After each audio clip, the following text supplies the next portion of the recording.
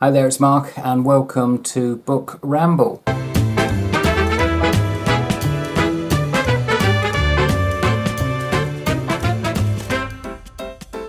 I've been tagged by Meg at Books Off the Beaten Path. It was actually in December. Sorry, Meg. I did say I was going to do it, but this was the earliest opportunity. And it's about reading, book tag. So there are 8 questions, and I'm recording this when there is a huge rainstorm outside.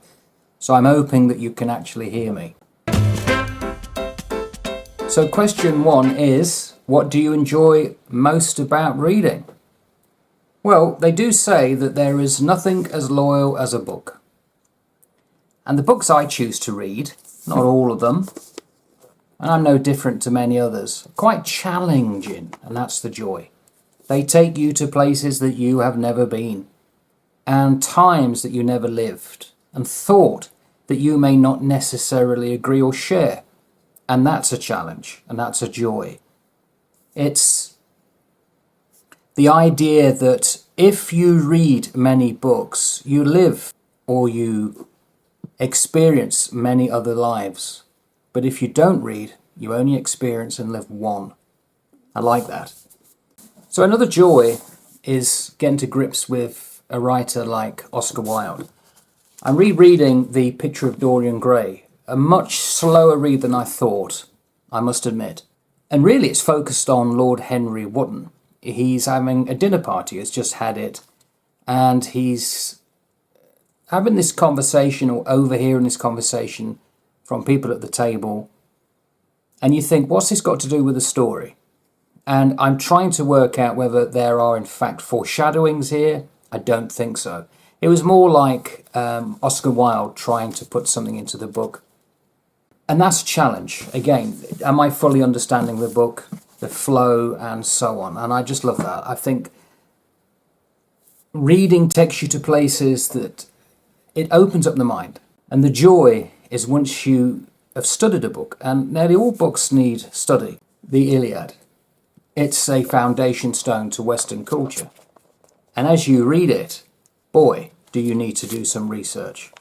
So Euryalus killed Drasus on Opheltius and then raced after Aesopus and Pedasus, whom the water nymph Abarbarea had borne to matchless Bucolion. That's one sentence. There's a lot of stuff there that is not mentioned again. You can either just go over it because it's a list of names, it's listing par excellence, or you can spend a little bit of time outside the book finding who are these people and so on, how they're connected. It requires 3 or 4 times more effort than reading to fully understand this. And again, that's what I love. Question 2, what is the greatest benefit you get from reading? Again, it opens the mind. And the mind only works when it's open. It's like a parachute. Well, the more reading I've done, the less I fully understand. And that's humbling. It's like, oh, I didn't realize that, or I never knew that, and therefore it engages you to try and find out more. It creates a curiosity, I think. It depends on the books you're reading, I guess. But for myself, I found over the years, and there have been long stretches in which I've not really read, but when I've got into the full flow of reading, it's a challenge. And also, a benefit is like when you read something like this, which is quite brutal, not pleasant, but there's a affirmation of life. There's an upliftingness to the wry humour that the author includes in this kind of book. And it's, I think Jim over at Great Ideas talks about, as well as others, the Western canon and books that are hard, heavy-hitting books, but they're worthy because to study them makes you more knowledgeable of the culture in which you live. I mean, it's like a big stream just over to the corner of running water, but the water are ideas and books, and this stream's been going non-stop for centuries. You can either ignore it or you can go and stand next to it and bathe in the waters, and it's just a great benefit to do so. I feel a better person for having read certainly many books, and certainly the ones I tend to read. Is there any other activity which gives you satisfaction similar to reading? Yeah, artwork, painting.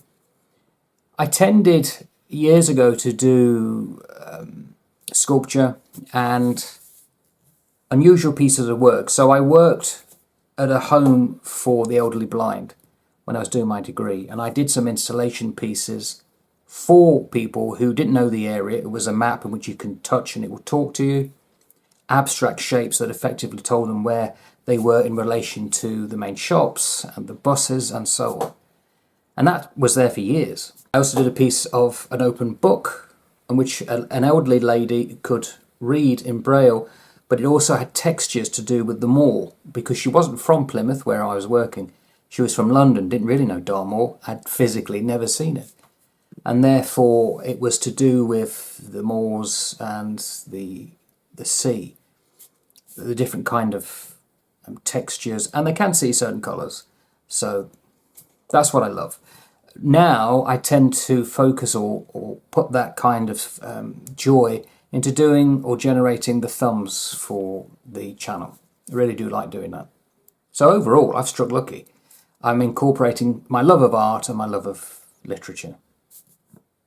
Every day is a bonus. 4, do you have a dedicated time each day or specific days of the week devoted to reading? And this is aligned to 5. Do you have a dedicated amount of time for reading each day? In both cases, no. My mind is such, or the way I work, and this is ironic, seeing as I was in the Navy and did shifts, I can't do schedules. I can't think, right, I must be reading at 2 o'clock until 3. I can't do that. I just do it when I can. So if I'm walking past the computer here and I see a load of books and I know I'm going to spend some time on the throne room, I'll take this with me. Or if I'm going to the bath, much to my wife's disgust, I'll take a book with me, try not to get it sodden, which is increasingly difficult. I'll take books to work, so this one. And at lunchtime, I'll just go off for half an hour and read it. And make notes. So I don't plan when to do it, I just do it. And funnily enough, I find that because I've not structured that kind of hours of reading, I read more. Because if you get into a flow, I'm not artificially finishing at a set time. I don't feel the pressure to have to read. So I never set any time aside. I just do it when I can. Which is probably why, or explains why I'm a slow reader. 6, what is your favourite essay or book about the joys of reading? I don't have a favourite essay or book about reading. I've never had that. I learned to read consistently when I was in the Navy. Long days, long weeks at sea, and you just voraciously consume books. The books that they had in the library or the books that you bought. Now I tend to look for pithy sayings and quotations. So there's one here, for instance. The reading of all good books is like conversation with the finest people of the past centuries, and so on. There is more treasure in books than in all the pirates' loot on Treasure Island. That's Walt Disney. If a book is well written, I always find it too short. Funny enough, that's Jane Austen just about to start on. And so on. So I just like to do the wise sayings, the memes type of thing. I find them much more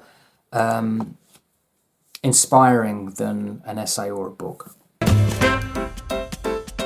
7. What is your favourite quote about the joy of reading? It's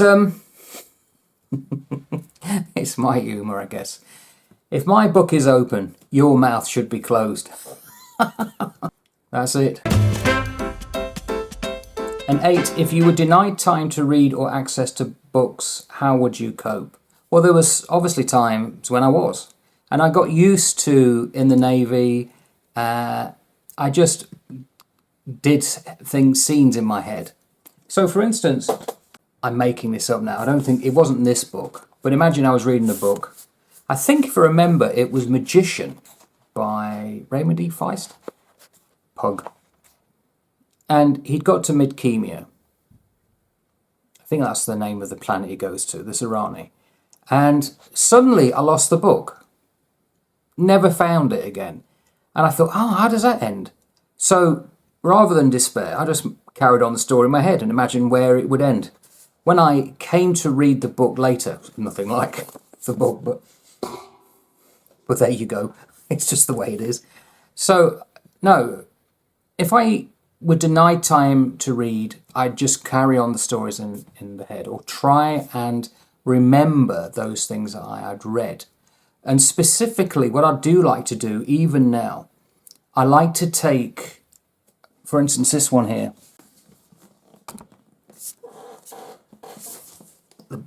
I think my chair's going to creak because of the weight of this.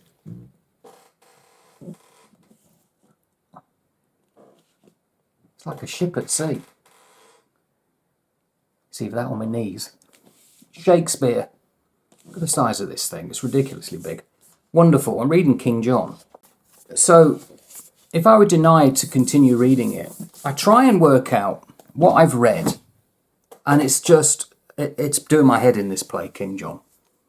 If you know the play, I got to the bit where they just had this weird three-way battle to take a town, Angers, and they can't get in, and it's unbelievable. And then I think, is there any modern kind of example that would be similar, or can we put anything I'm learning in that play into the modern world? And I'll probably spend hours just thinking it through.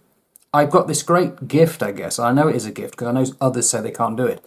I could literally be working in where I work, but at the same time, my mind's elsewhere, or part of it, thinking things through. It's almost like bifurcated. It's bizarre. Mind palace, as my daughter calls it. So I don't think I'd have a problem. I make my own stories up. Is that it? I think it is. So I've got to tag people. Well, first of all, thank you, Meg, and thank you by extension, Pat. It's a wonderful tag, this one, because there's so many joys to reading. And I'm 60 now. I think by the time I get to 80, I might think I've started to win at reading. I might have got to a point where I think, yeah, I can do that now. Because there's so much. You can never say you know how to read. You can never say, I don't think, that you've got the skills to inform others, this is how you must do it. Because we learn from each other. I'm learning from my grandson about reading, because the way he perceives the stories in his head, it's just wonderful to hear and converse over. We talked about them recently, didn't we? Airy McClary. I think that's the key. Children just enjoy the stories. They just love them.